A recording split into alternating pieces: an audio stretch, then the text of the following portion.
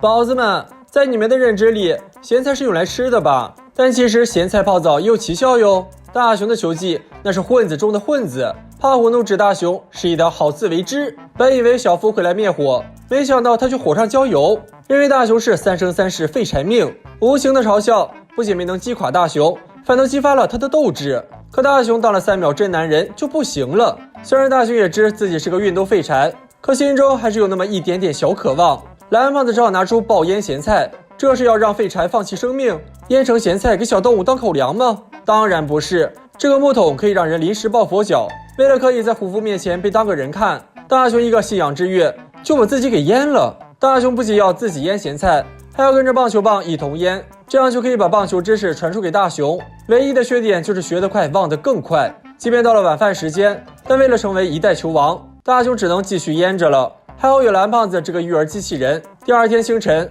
叫醒大雄的不是闹钟，而是蓝胖子。虽然泡了一晚，但大雄还是信不过蓝胖子的二手道具。球场上，小夫扬言自己是全垒王，可大雄完全听不进去，因为自己身上咸菜的酸爽味儿要远远大于球场的精彩度。既然自称全垒王的男人竟遭遇了3阵出局，此时不逃何时逃？大雄只好苦哈哈的接力。其中3阵出局选手不仅不加油，还表示大雄打的球自己倒立爬一圈。可小夫话刚说出口就后悔了，这专业的站姿在虎父二人惊恐的目光中完美击球，拿下全场第1个全垒打。比赛可以说是大获全胜，而最大功臣当属大雄。蓝胖子的道具再也不会被叫做二手道具了。当然嘴欠的小夫也自食其果。可回到家的大雄就不淡定了，因为今天有考试，饭也不吃了，只能让咸菜成为自己的精神食粮。如果不出意外的话，要出意外了。大雄答题起初行云流水，可途中却戛然而止，最终取得30分。因为泡的时间太短了，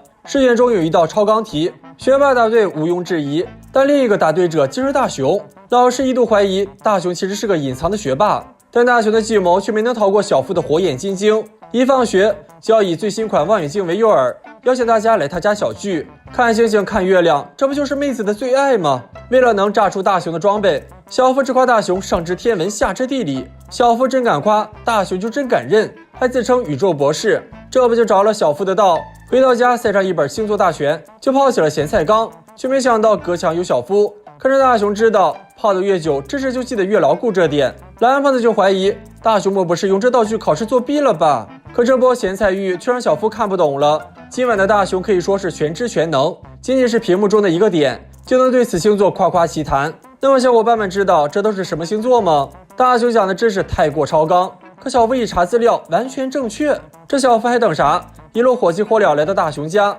目标正是咸菜缸。如果不出意外的话，要出意外了。大别墅里竟有路障，咸菜全洒了。小夫本着不浪费的原则，竟选择再回收利用。眼看主人神秘失踪，众人只好先撤退。回到家的大雄慌了，这年头连咸菜都偷吗？明天的数底考试，大雄可全指望这桶咸菜了。可不经历磨难，又怎会成长？现在能指望的也只有自己了。小夫选了上好的老坛酸菜，决定换汤不换料。小夫妈担心大儿子的数型考试，可小夫早已心有成竹。反观另一面的大雄，虽然吹得像丧曲，但至少一步步踏实的走，总会见彩虹。第2天的考试中，虽然吹得不算完美，但也能看到努力。至于小夫嘛，那感觉就像踢足球，赢球咱不行，输球我在行。可下一秒小夫就自爆了，一口大力出奇迹，让老师承受了同样的酸爽。